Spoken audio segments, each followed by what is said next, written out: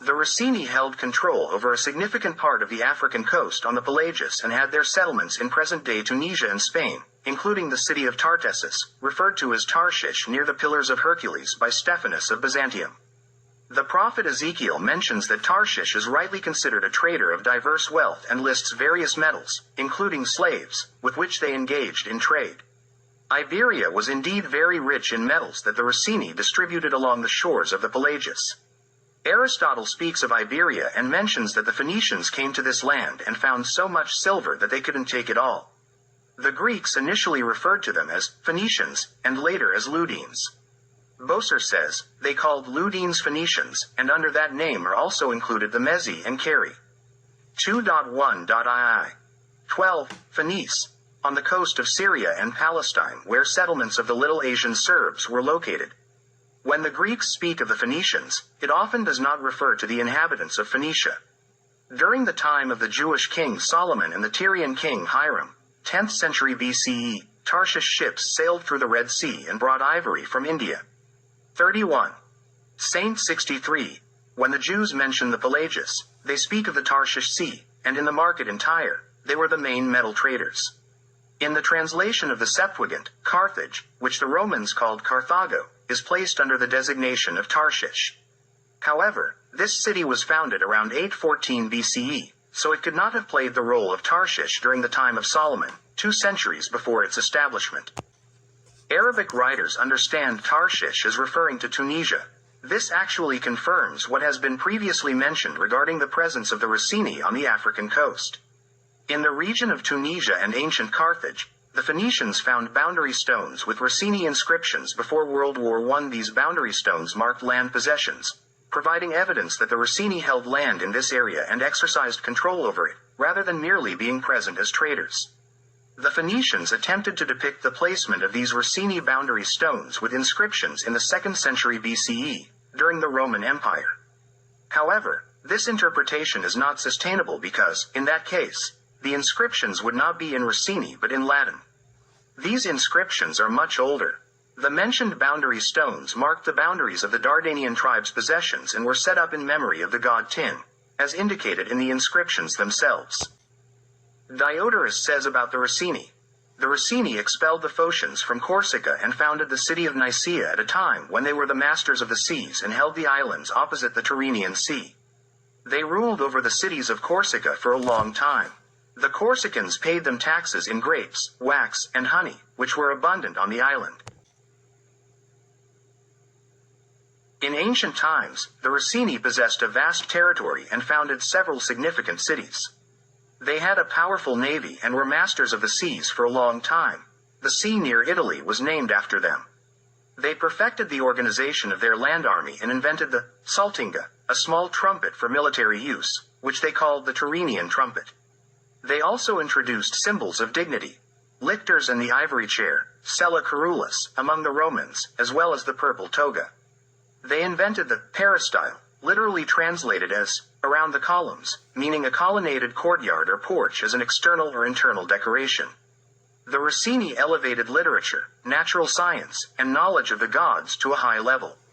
They perfected religious rituals better than anyone else in the world, especially concerning thunder and lightning.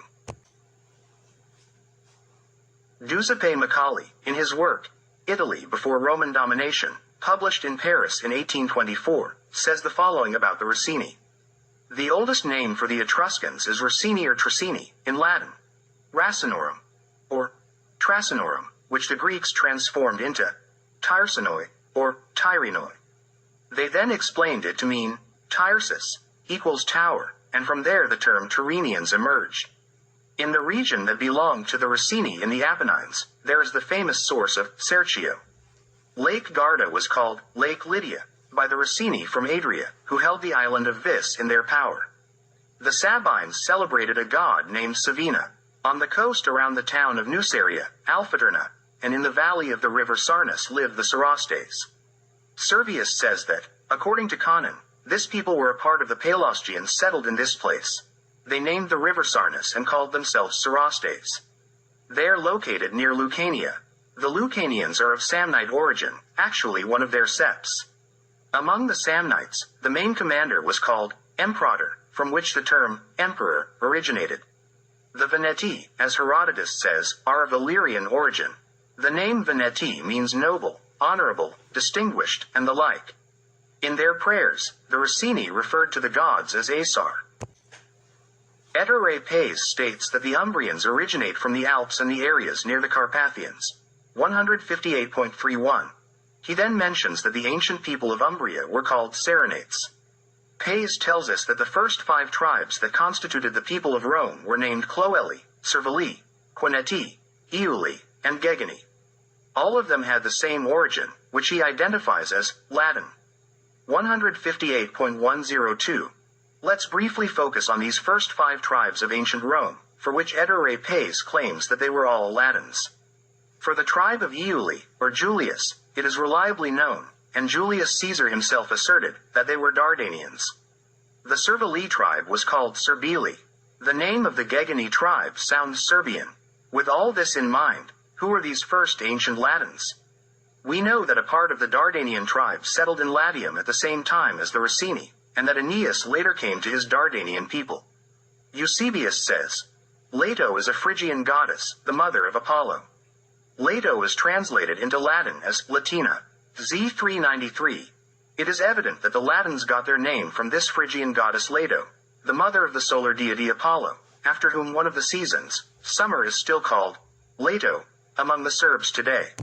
Dionysius of Halicarnassus tells us that, before the foundation of Rome, the Siculi, Aborigines, and Pelasgians lived in the region of Latium.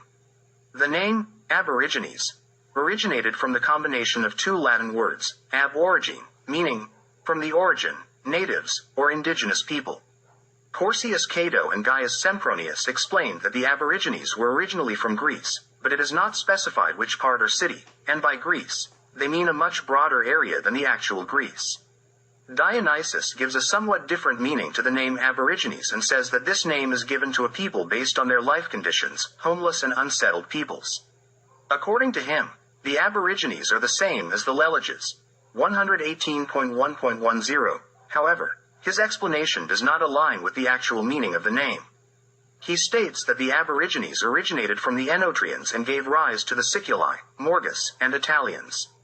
Pelasgians and Aborigines lived together in several cities in Italy, and some of these cities were previously inhabited by the Siculi, such as Caere, which was then called Agila, Pisa, Saturnia, and Alsium, all of which later became known as Rossinian cities. 118.1.20.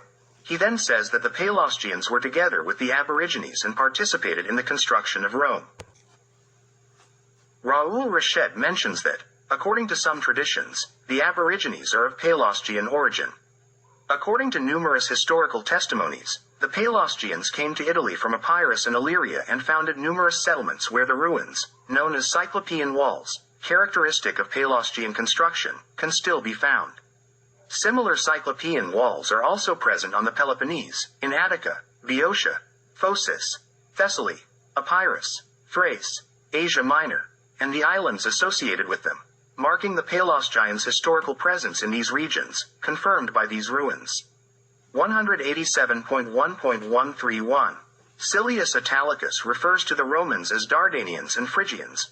121.1.10. He calls the Rossini Maeonians. Regarding the Sabines, he mentions that they claim to be of the same origin as the Spartans, who, in turn, were Dorians from Illyria.